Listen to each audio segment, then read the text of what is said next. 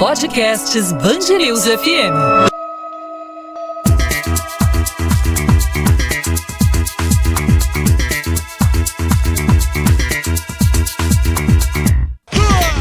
Vamos com tudo, com Felipe Moura Brasil.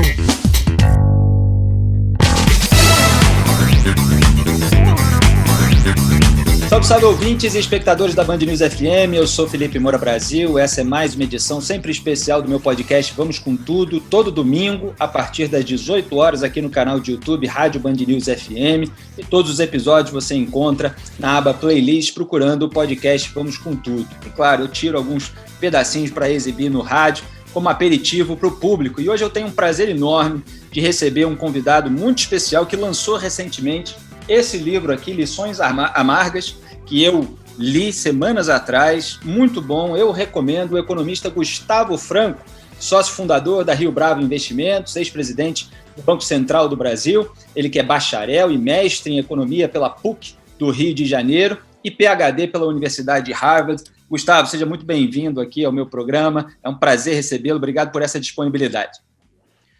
Obrigado, Felipe, obrigado pela introdução generosa.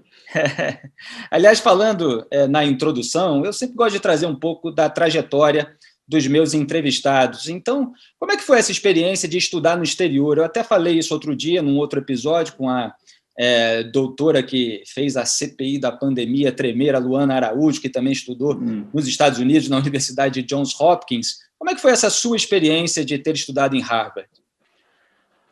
Bom, a minha é mais antiga que a doutora, não sei de quando é a doutora, mas a minha, eu encerrei meu doutorado em 1986, é constrangedor, já está tanto tempo assim. Então, as coisas mudaram na fórmula, inclusive, de apoio do governo brasileiro, que sempre foi relevante para quem faz doutorado no exterior. Naquele tempo a gente tinha bolsa completa, hoje não mais, mas hoje se apoia os doutorados dentro do Brasil, que na minha época nem existiam. A gente fazia mestrados que duravam 3 anos, 4 anos, e chegávamos no doutorado já meio maduros, assim, quase de cabelo branco. Era outra época, né? Hoje acho que funciona melhor, eu nem sei como é que é hoje. Mas estudar nos Estados Unidos, com toda aquela estrutura e, obviamente, todo o aprendizado com craques da área, deu ali um currículo e uma amplitude para o seu trabalho naquele momento muito importante para a sua carreira, não? Sem dúvida, sem dúvida. Acho que, no decorrer do tempo, o governo teve sucessivas iniciativas para fomentar pessoas estudando no exterior, entrando em contato com vamos dizer, a fronteira da sua disciplina. E sempre com uma obrigação, às vezes nem muito formalizada, de retornar ao país e contribuir para os trabalhos no país, na sua disciplina. Foi o meu caso, eu fiquei muito feliz de voltar e, depois de alguns anos, ir para o setor público, aí retribuir o favor.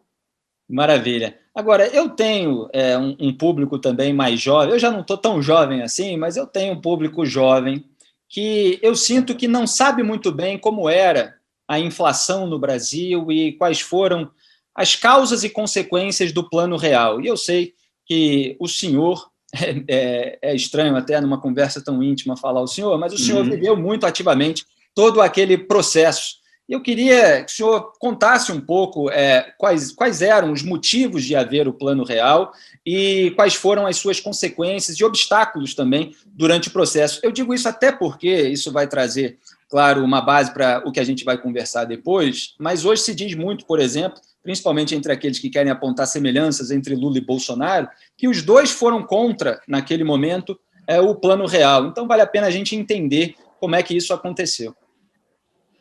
Tá. Acho que a primeira coisa, você disse na sua fala, é a anomalia que isso representa. O Brasil terá tido dos 15 piores casos de inflação na história da humanidade. Essa é a dimensão da tragédia. Inflações de 3% ao dia, se faz a conta quanto dá isso por ano, que é o jeito que a gente faz a conta hoje, são pesadelos. E são pesadelos que não ocorrem à toa, não é uma sucessão de acidentes. Todos esses casos extremos de inflação ocorreram em países passando por guerras, revoluções, assim, convulsões, as piores possíveis.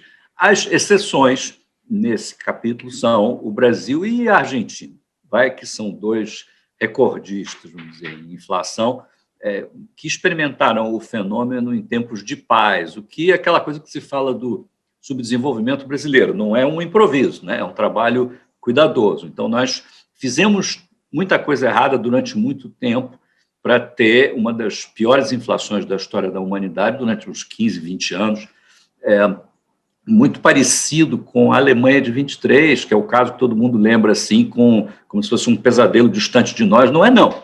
A nossa não deixa nada a dever a esta da Alemanha e outras do gênero. Bom, aí é claro que isso, para acontecer uma coisa como essa, tem muita coisa errada. Então, o plano de estabilização não é apertar um botão, não é só tomar conta do Banco Central e parar, como é a máquina de fabricação de papel pintado. Não, é muito mais complicado. É um processo social dificílimo, extremo, e cuja, enfim, e atacar essa doença requer um tratamento gigante, em múltiplas dimensões, que foi o que o Plano Real foi. Né? É estabilização, é reforma, é uma mudança de rumo, assim, de grandes proporções para qualquer país que teve que passar por isso. Certo. E aí, então, o Brasil passou por essa reforma monetária e, alguns anos depois, veio o governo Lula, veio o período do PT no poder, também com Dilma Rousseff, ficaram bastante tempo. Recentemente, a revista The Economist fez uma matéria puxando até um fio que eu vinha puxando no meu trabalho há muitos anos, a respeito de certas reformas, essa palavra que é tão analisada no seu livro Lições Amargas, que poderiam ter sido feitas já no período da bonança, em que as commodities estavam com um alto preço no mercado internacional. Como é que o senhor avalia o que poderia ter feito naquele momento em que o Brasil vivia as consequências de uma reforma monetária e ainda havia uma certa bonança com arrecadação, etc. Pois é fácil falar em retrospecto, né? Claro. Parece que era moleza. Não, acho que é verdade que o Brasil experimentou e foi bem-sucedido em uma onda grande de reformas, seguindo-se ao fim da hiperinflação. Acho que o país percebeu que precisava fazer um tratamento, o jeito que vai para Cracolândia, um dia é recolhido no hospital, ele, em geral, concorda com o tratamento, até uma certa altura que ele cansa, né? E aí começa a querer fazer as coisas que fazia antigamente e tal. Então, tem no Brasil um fenômeno curioso, que é uma espécie de fadiga de reformas, no entanto, sem a gente ter completado o ciclo das reformas. As reformas típicas dos anos 80, que são essas de natureza liberal, privatização, redução do Estado, responsabilidade fiscal, a gente conseguiu grandes progressos relativamente ao que tinha antes, tá? Mas não foi tudo, né? Então, sim, tivemos umas recaídas, nada que pudesse trazer de volta aquela coisa lamentável de antes de 94. Mas alguma base ficou, alguma base se impôs. Sim, agora, foi o suficiente para nos manter fora da Cracolândia, mas não nos levou à Olimpíada. A gente tinha uma ambição atlética, de saúde, de uma economia, enfim, pujante como o Brasil, cheia de ambição e esperança, aí não. Aí faltou esse combustível que a gente não teve, sei lá, faltou vontade política, que seja de... Isso, no governo Lula, especificamente, por eles terem sido expressamente contrários à ideia de reforma, que enxergavam como um programa neoliberal. O governo anterior, que é o governo que empreendeu essas reformas, ele próprio tinha suas restrições, suas dúvidas, suas hesitações sobre isso, e não gostava quando era chamado de neoliberal, então pegava leve nas reformas, talvez para evitar esse tipo de confronto, uma guerra cultural que está com a gente há muito tempo, e acho que faz muito mal ao país, porque paralisa o esforço de reforma. E aí, portanto, o tempo foi passando E aí vamos contando a unidade de tempo aí nesse assunto em décadas, que vão se perdendo, 1, 2, 3, aí, de repente, 4 décadas perdidas já é perto de meio século, já é uma coisa assim trágica, que evoca a Argentina, que terminou o século XX mais pobre do que começou. Tudo indica que vai acontecer com a gente no século XXI se a gente não fizer alguma coisa muito séria. Eu queria abordar dois elementos que o senhor tocou aí nessa resposta. Depois eu vou chegar na hesitação tucana em defender as bandeiras liberais. Mas só para o público ter uma noção do que é fazer, talvez não o contrário das reformas, mas é algo que não é por esse caminho, durante ali os governos do PT. É aumentar os gastos públicos, é um certo populismo fiscal. O que é, na prática, esse comportamento que não é um comportamento que leva à redução do inchaço do Estado? Então, eu acho que tem no contexto da guerra cultural, na economia, uma diferença de pensamento, ou pelo menos muita gente gosta de pensar que é uma diferença de escola de pensamento, mas essas são as mesmas pessoas que acham que tem uma diferença de escola de pensamento na medicina, né? A homeopatia e a alopatia, né? Aí fica respeitável para a homeopatia dizer que tem essa coisa chamada alopatia, que é a medicina convencional. Aqui a gente parece que nunca gostou muito de acreditar na medicina convencional em economia. Tanto que o espaço que se dá às ideias alternativas é gigantesco, é no cotidiano do noticiário, é também no mundo da política, que se tem uma obsessão pelo outro lado, né? Então, você vem aqui me dizer que eu tenho que fazer um sacrifício fiscal, isso é o político para você. Aí você disser, pois eu trouxe as más notícias. Aí o político, não, mas tem um outro cara aqui, que é um economista alternativo, que tem um tratamento aqui legal, só as cloroquinas aí do mundo da economia. Há muito, né? Mas, e aí as cloroquinas ganharam a guerra, no caso brasileiro, né? Na pandemia, nós aprendemos um pouco mais sobre isso, porque no mundo da medicina, a anticiência ou a pseudociência é uma coisa flagrante e tem um custo muito mais concreto do que na economia, que às vezes demora anos para dar errado, né? Ou dar errado de maneira que você não está percebendo. O fato é que, em matéria de cloroquina, a economia está cheia. Aliás, esse é um tema que fica na cabeça depois da leitura do seu livro, Lições Amargas. É claro que se a gente for estudar ali em detalhes, minúcias, tem determinados momentos em que o senhor entra mais na área econômica ali, com todos os detalhes, mas se me perguntarem assim, a impressão geral, fica essa comparação, essa analogia que eu acho ótima da situação da pandemia, em que o Brasil resolveu se guiar por um discurso paralelo, por um universo paralelo, em vez de se guiar por aqueles consensos que foram se formando, principalmente ao longo da pandemia, a respeito das medidas que seriam eficazes. E o que o senhor mostra no livro Lições Amargas é que isso já acontecia em economia.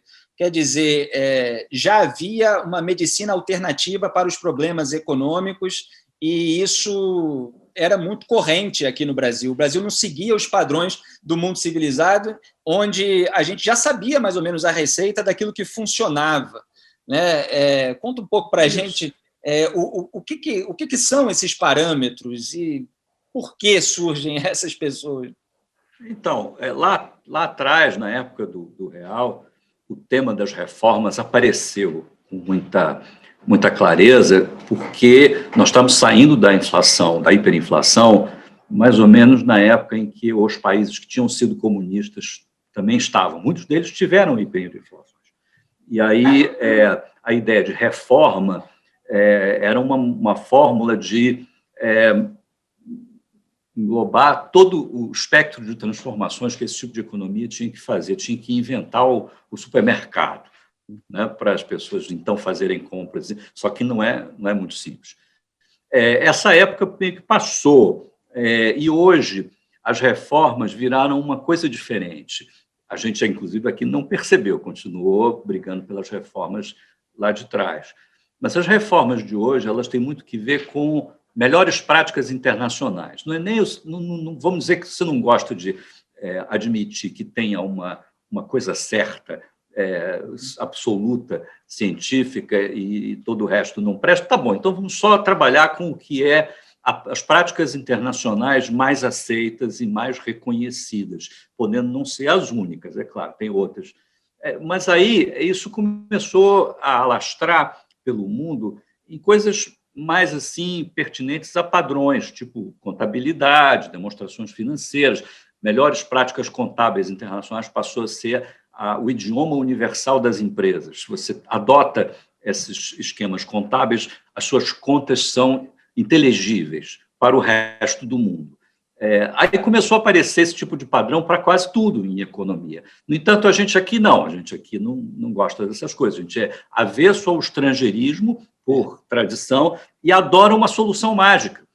Né? Então, a gente está lidando com isso há muito tempo, e é uma pena, porque na economia isso é um enredo de muitos anos, que, no entanto, não nos levam muito a sério, nós, os economistas do mundo convencional, porque tem sempre alguém que dirá, não, esse é um neoliberal, esse é um não sei o quê, outra escola. São escolas de pensamento, não é como a medicina, que tem uma medicina e umas outras coisas alternativas. Na economia, não. Na economia, o pensamento é diferente, e, claro, se a gente trata a economia como uma coisa que não é científica, os resultados vão ser ruins. Até usando duas expressões que o senhor usa no livro, talvez seja um resumo dizer que o nacionalismo de bravata, que muitas vezes acomete os nossos políticos, ele acaba levando o Brasil a uma constante procrastinação. Né? São expressões que que o senhor coloca ali, e que eu considero assim, muito coerentes com tudo aquilo que eu comento diariamente na política brasileira. Fica sempre o Brasil adiando aquela reforma que nunca sai, porque ela é muito trabalhosa, porque ela exige medidas de médio e longo prazo, exige renúncias, sacrifícios. Então, é exasperante, e, de novo, uma analogia do livro com a atmosfera e o cotidiano da pandemia, essa sensação de você estar aprisionado numa dobra do tempo, e que o tempo vai passando, mas não passa, você não sai do lugar, as décadas vão passando, você perdeu o tempo de fazer 1, 2, 3, 4 reformas. Aqueles que fizeram 20 anos atrás, 30 anos atrás, hoje são países ricos, numa situação completamente diferente, melhor que a nossa, e a gente continua ainda lutando contra sequer o reconhecimento que a gente tinha que ter feito reformas no passado. É exasperante a sensação do tempo perdido que a pandemia trouxe para o cotidiano de qualquer pessoa, essa coisa de você não progride, você está todo dia ali, todos os dias são iguais, e você diz não todos os dias para certas coisas, e aí a procrastinação, enfim, social, né?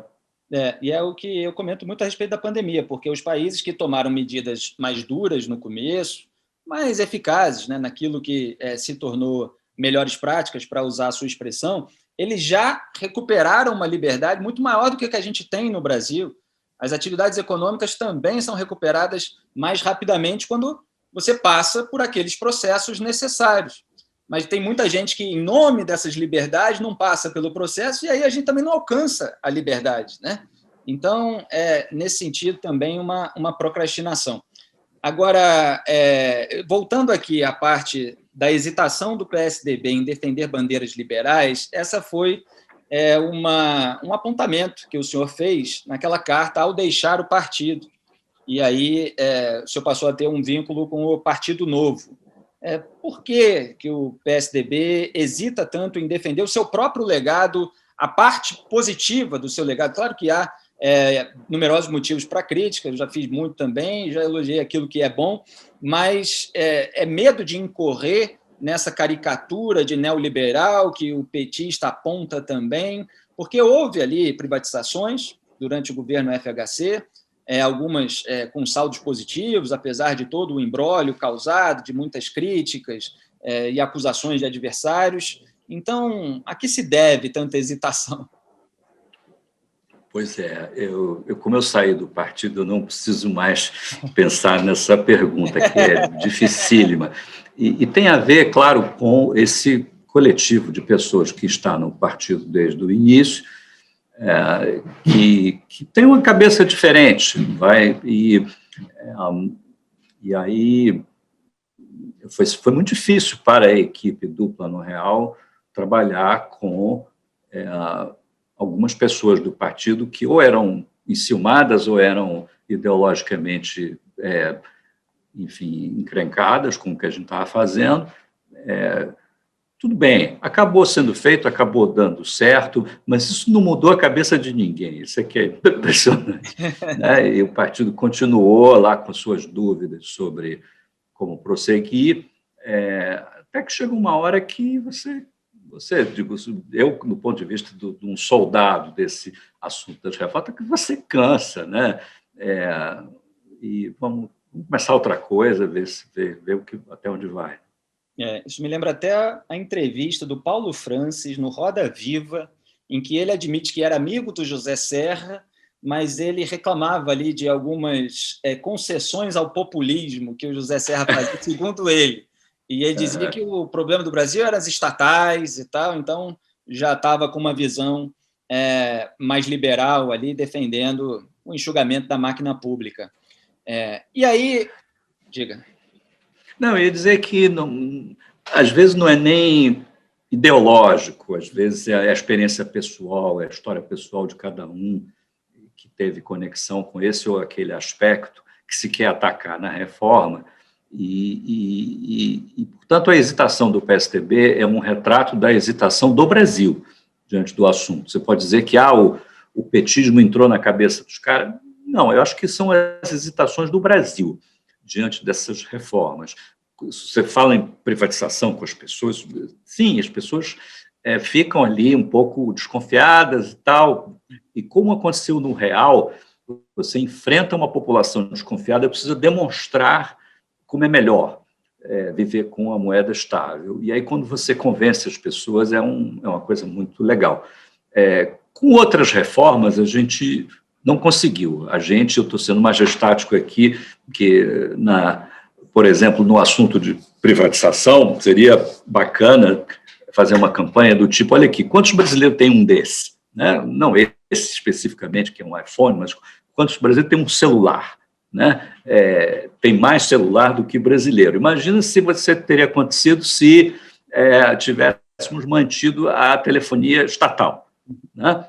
Como é que seria WhatsApp, mensagem de texto, essa coisa toda, onde é que a gente ia estar nesse momento?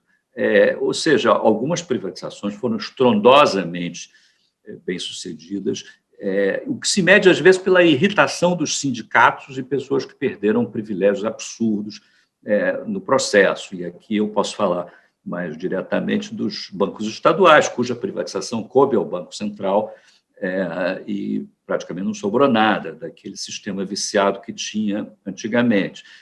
Foi muito bom, foi das reformas assim, mais completas que a gente conseguiu fazer naquela época. Agora, uma dificuldade, né, sempre, porque aí cada banco estadual desse era uma penca de gente querendo preservar, e hesitações e dúvidas, mas é assim mesmo, é o PSDB, mas é o Brasil que tem dúvidas.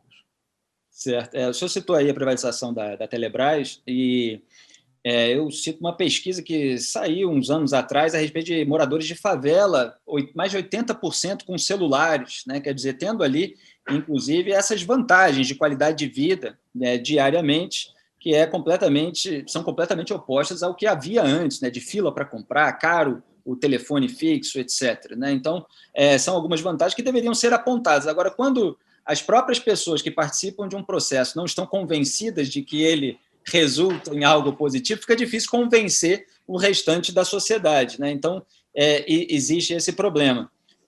Agora, antes de entrar na sua relação com o Partido Novo, eu queria aproveitar um elemento que o senhor citou, que foi essas pessoas que ficam insatisfeitas. O senhor citou os bancos, evidentemente, mas tem a questão dos privilégios. E eu costumo dizer que não existe liberalismo econômico sem moralidade pública, porque o que a gente vê é muita gente agarrado em boquinha, se aproveitando do tamanho do Estado para distribuir empregos, aquele cabidão, e muitos políticos que não querem perder aquele domínio sobre áreas desse Estado. Então, isso a vantagem que os políticos obtêm é um obstáculo muito grande a se privatizar em nome de uma eficiência, mesmo que essa eficiência ainda precise ficar demonstrada para a população? Então, são políticos e são corporações, são coletivos. E aí, acho que uma imagem boa para o que se passa com as empresas estatais é a imagem de um sequestro. A empresa que era pública, era das pessoas, era do governo, foi sequestrada por um grupo de pessoas que são, em geral, os funcionários, os caras que tocam o fundo de pensão e sindicatos e associações com seus respectivos políticos. Para você privatizar, meio que tem que pagar um resgate, né? E se você não paga, aí ele corta um pedaço da orelha da empresa e te manda pelo correio, né? Que é uma empresa de serviços públicos, ela trabalha mal, ela pressiona o público indefeso, porque é um monopólio em geral, é uma relação complicadíssima. E se você paga o resgate inteiro, privatiza numa boa, todo mundo está feliz, alguma coisa você errou, se está todo mundo feliz, né? Daí uma tirada que era comum na ocasião, que privatização era boa só quando tinha muito gás lacrimogêneo, né? Aí, porque, enfim, é que tem alguém reclamando. Se tem alguém reclamando e alguém da corporação, alguém do sindicato que perdeu uma boquinha, o fornecedor que tinha um esquema de corrupção, ou empresas que tinham, sei lá, variados tipos de, como é que chama isso? De parasitismo relativamente às estatais e ao Estado. E, portanto, é super complexo. E cada uma empresa é um enredo diferente. Eu vivi uma fase em que foram várias de uma vez, várias em sequência. Agora, hoje, você vê a conversa, ainda temos essa mesma discussão hoje, quando você pensa assim nos Correios, é um enredo totalmente diferente, tem 100 mil empregados no Correio, tem um fundo de pensão quebrado, todo cheio de irregularidades, e a empresa do trem-bala é outro enredo, outro público, outra coisa. Então, é muito difícil os governos se organizarem para fazer essa faxina assim, em sequência, enfrentando inimigos e corporações uma após a outra. A historinha que se conta sobre o Gorbachev é um pouco isso, ele enfrentou várias, aí foi esvaziando, foi se machucando, cada uma, ele ganhava as batalhas, mas recebia uma mordida, era uma pequena mutilação, um enfraquecimento. E quando chega no final do processo, ele conseguiu converter a União Soviética numa outra coisa. Mas ele meio que morreu no caminho, né? Ele foi devorado pelas corporações que ele teve que combater. E isso é um pesadelo extraordinário para qualquer político. O Gorbachev, homem com a importância que ele teve na história universal, meio que acabou a vida meio melancolicamente, aí fazendo palestra para ganhar dinheiro e assim, pena, né? Deveria ser um personagem mais importante no final da vida. O senhor falou dos Correios, a gente viu, por exemplo, o caso da MP da Eletrobras, que também gerou muitas críticas a respeito dos interesses paroquiais que estavam sendo atendidos, muita gente falando em privatização fake, estava sendo vendida como privatização, mas, na verdade, não era. Quer dizer, tem todo o resgate estava caro, né? Estava caro o resgate, exatamente. Perfeita essa analogia. Mas esse é um assunto, quer dizer, o uso dessa imagem... Sim, o público pode achar que o resgate está caro e que o refém não vale isso tudo, não. Né? Mas acontece. Talvez seja, inclusive, um dos motivos pelos quais o Edmund Burke, o pai do conservadorismo, o de verdade, a tradição mesmo, pregava a necessidade de reformas serem feitas logo no começo, quando o clima ainda está mais amigável, quando a população está mais simpática ao governante que elegeu. O senhor vê um pouco disso, de quanto mais o presidente fica numa posição frágil, independentemente do presidente, a gente nem precisa nomear, o resgate parece que vai ficando mais alto. Então, o modo como o político traduz as ansiedades da maioria com esses pequenos sequestros é a arte de articular retoricamente a reforma como solução econômica para um mal que acomete a coletividade e os culpados são aquelas corporações que perpetraram os sequestros, os das empresas estatais e de outras formas de regulação econômica que também são utilizadas em benefício de pequenos interesses privados em detrimento da maioria. A inflação era talvez a maior manifestação dessa coisa de socializar os custos de privilégios de poucos.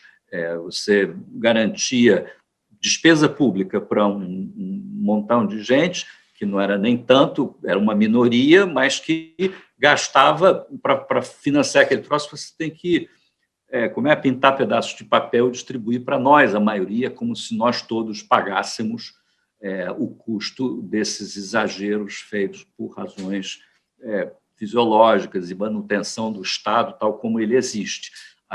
Perceber que o combate à inflação era necessariamente uma transformação do Estado com vistas a beneficiar maiorias e prejudicar minorias privilegiadas, o modo como se articula isso politicamente foi o segredo da estabilização bem-sucedida. Os líderes políticos que conduziram o processo, Fernando Henrique foi um mestre nesse assunto, ele articulou bem, por mais que tivesse dúvidas, ele entendeu a natureza exata do que estava sendo combatido.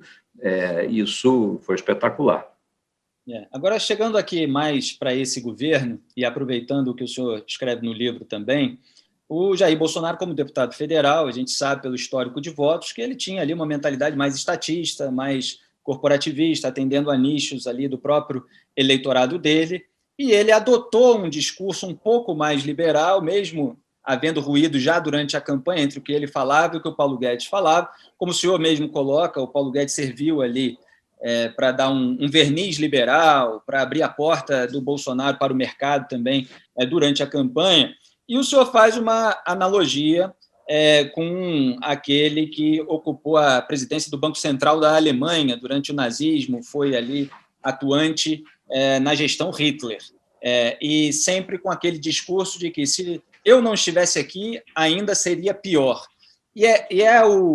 Esse dilema das elites, né, como se coloca, faz a gente pensar até que ponto vale a pena e é legítimo esse discurso diante daquilo que se critica no presidente como estelionatos eleitorais ou de um comportamento mais populista, visando a reeleição, mas o Paulo Guedes continua lá. E a gente vê que ele incorporou ali aquele bolsonarismo, ele aceita, às vezes, o oposto do que ele pregava, que vem da área política do governo, está disposto a atuar pela reeleição do Bolsonaro. Então, como é que a gente... Eu percebo que há um componente moral em toda essa análise que se faz, mas cada um vai ter aí a sua análise a respeito do limite do tolerável, né? Como é que o senhor enxerga essa equação, essa situação? Então, uma espécie de pacto fáustico. E... né? A experiência da Alemanha é interessante, análoga. Em 1933, quando o nazismo ganhou a primeira eleição parlamentar e fez o seu primeiro ministério, é que eles foram buscar esse senhor da economia, ele tem um nome dinamarquês alemão, eu vou falar aqui, provavelmente errado, Schatt. Então, o Schatt era o herói, tinha sido o herói da estabilização de 23, 10 anos antes, e ele foi levado para uma posição de posto Ipiranga do regime nazista, né? Ele acumulava o Banco Central, o Ministério da Fazenda e mais um segundo ministério. E era uma pessoa de enorme prestígio internacional e foi, de muitas maneiras, importante para o nazismo decolar. Agora, ele foi depois julgado em Nuremberg, teve uma trajetória dificílima depois da sua derrocada. mas ele problematizou bem esse assunto como você falou, né? Era pior se eu não estivesse, e foi melhor do que poderia ter sido, graças ao trabalho dele. Não sei, tá? Mas ele trouxe essa dúvida, que é legítima, e aí é o seguinte, tá, o Paulo fez uma negociação fáustica, né? Agora, e aí? Arruma outro, vamos com ele? Não são perguntas fáceis. Ele não conseguiu virar a cabeça do presidente na direção das reformas liberais, como ele talvez genuinamente quisesse. O que ele faz, não tendo sido totalmente bem-sucedido, vai embora ou continua ali para tomar conta? Não sei. Minha própria experiência de Brasília ensina que, na maior parte do seu dia, você está evitando problemas, evitando desastres que aparecem toda hora, né? E aí, de vez em quando, você tem uma coisa positiva para fazer e consegue. Mas evitar a besteira é a tarefa número 1 da autoridade econômica. Todo mundo tem uma ideia maluca e um remédio mágico para a economia, você está ali para fazer uma espécie de seleção. Então, se me perguntar, olha, eu deixo o Paulo lá, porque o que pode vir no lugar dele pode ser, de fato, muito pior. E em relação, caminhando aqui para o final, mas tem 3 pontos que eu queria abordar ainda, em relação às próprias reformas, a tributária e a administrativa, que são essas que estão em maior evidência agora e cujos projetos já estão recheados de críticas, etc. Qual é a sua visão resumida sobre cada uma delas e a importância de se avançar nesse campo?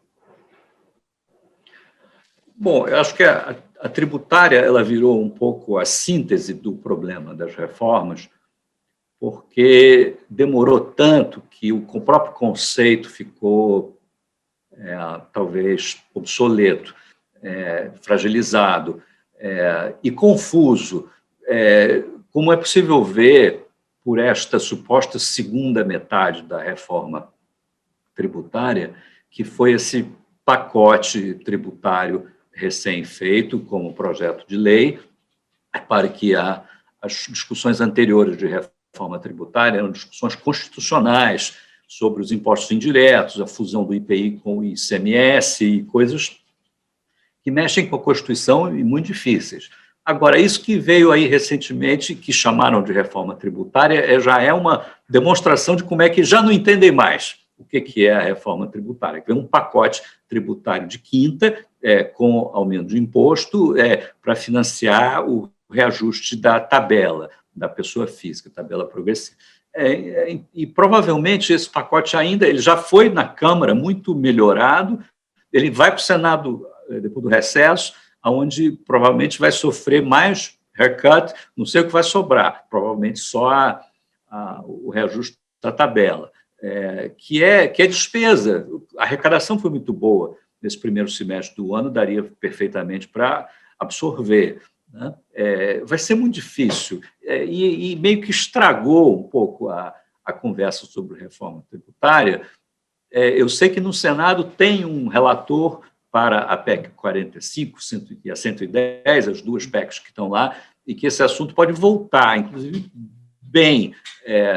Mas aí o que vão fazer com essa segunda parte? E aí essa que começa no Senado, com uma emenda constitucional, vai para a Câmara, e na Câmara aí vai enfrentar dificuldades. Ficou muito difícil na fase de implementação e conceitualmente confuso. A gente não sabe mais o que a gente quer com a reforma tributária. Talvez ela tenha revelado que, por exemplo, não precisa mais mudar muito, não. Assim, evitar os absurdos, tipo assim, tributar o passado, tributar a correção monetária, criar impostos sobre impostos, seriam, em si, reformas, relativamente ao que tem sido feito nos últimos anos. No entanto, a Receita Federal não é bem uma aliada desse tipo de programa. E, portanto, travou. E a administrativa? É difícil, como sempre foi. Eu estou menos inteirado dos detalhes. Não estou vendo capacidade política de desenho menos ainda de execução, de algo muito ambicioso.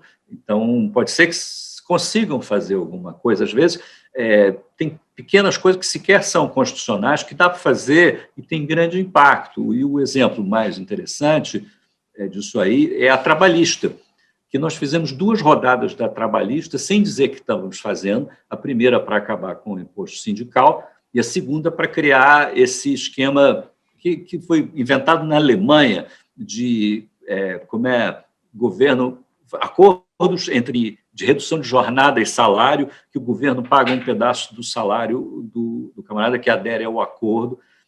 Isso foi inventado na Alemanha agora, na pandemia, alastrou pela Europa, chegou aqui, fizeram aqui, e é ótimo porque introduziu um componente de flexibilidade na nossa legislação, que é super, super rígida. Aconteceu não por acidente na Alemanha e na França, países que têm legislação trabalhista parecida com a nossa, toda travada.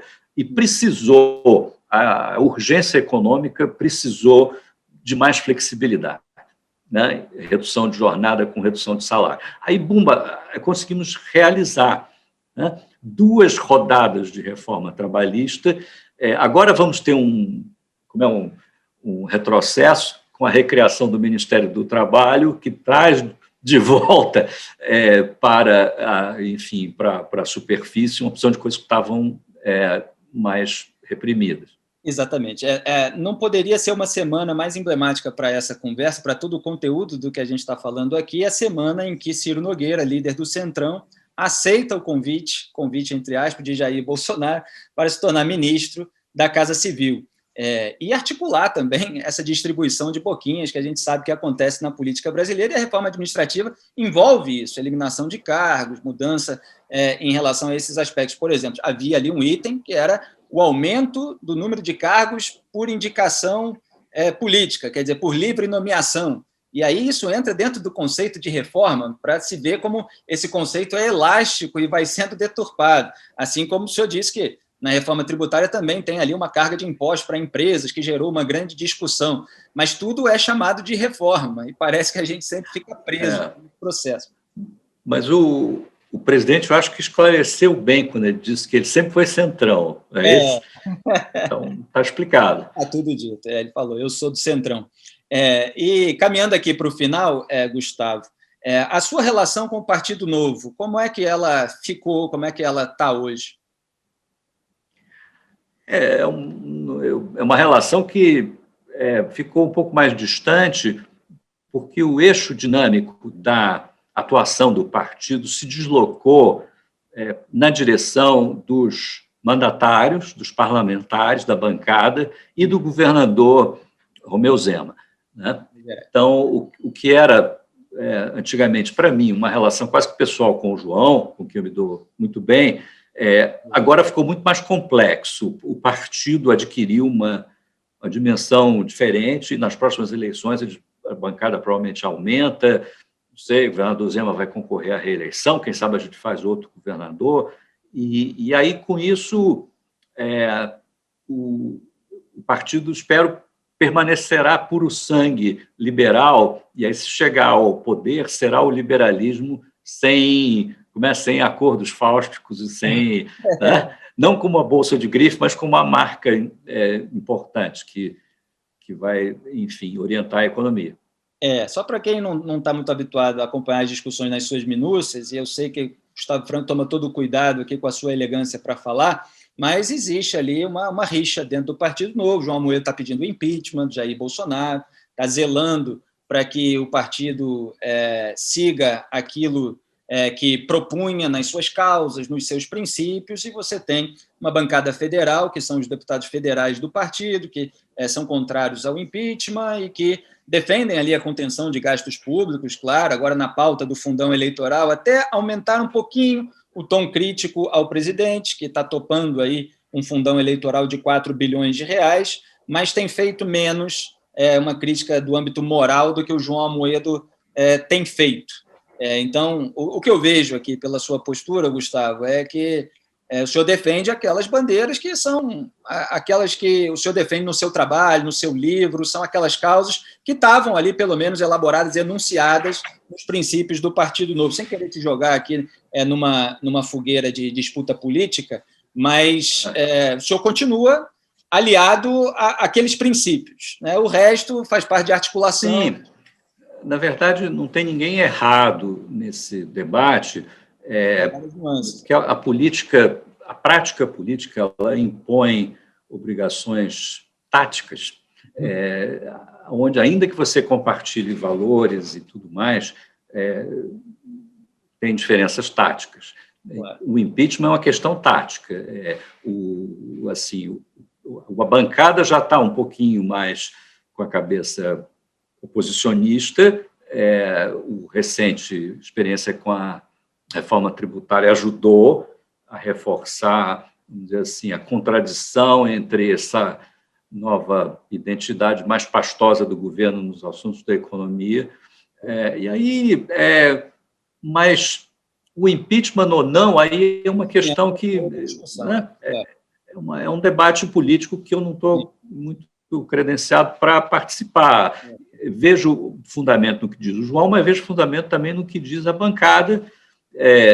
Lembro da discussão do impeachment na época do mensalão, que Fernando Henrique era a advertir que o impeachment é um negócio que deixa muitas cicatrizes e cria crises muito sérias. Ele ganhou ali no mensalão, mas depois, com a Dilma, a gente viu o impeachment e viu também o tamanho da confusão que isso é. Não é como derrubar um primeiro-ministro num regime parlamentar.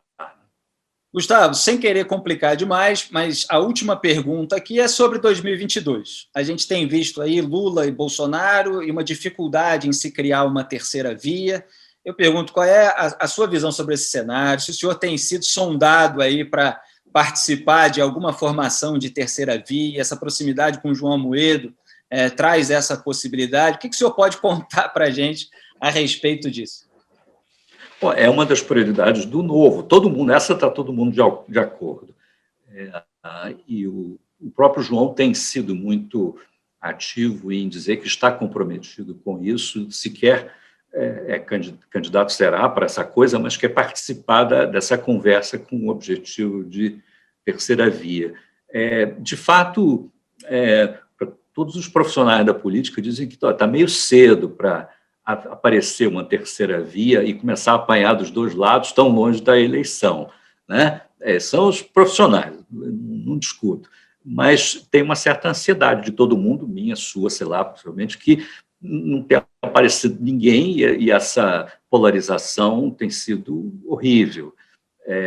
Me preocupa, nesse estágio da discussão, que podíamos estar conversando um pouco mais sobre a economia da terceira via. Qual o programa econômico da terceira via? Se o cara entra na conversa de terceira via, por exemplo, contra a privatização, desculpa, aí a terceira via vai se dividir. Né? Então, é mais difícil do que parece, porque você precisa descer aos específicos dos assuntos da economia, onde os consensos são meio ilusórios. A gente não está falando muito no assunto, mas Paulo Guedes e Bolsonaro estragaram um pouco desse programa. É uma pena.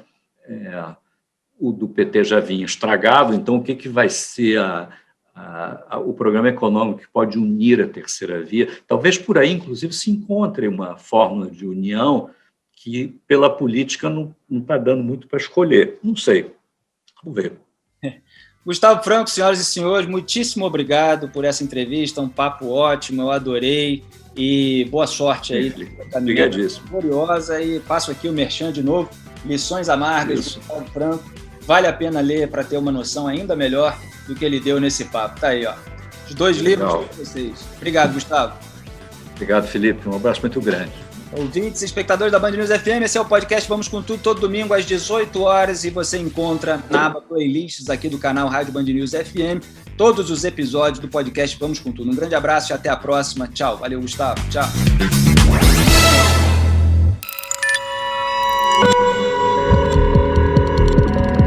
Podcasts Band News FM.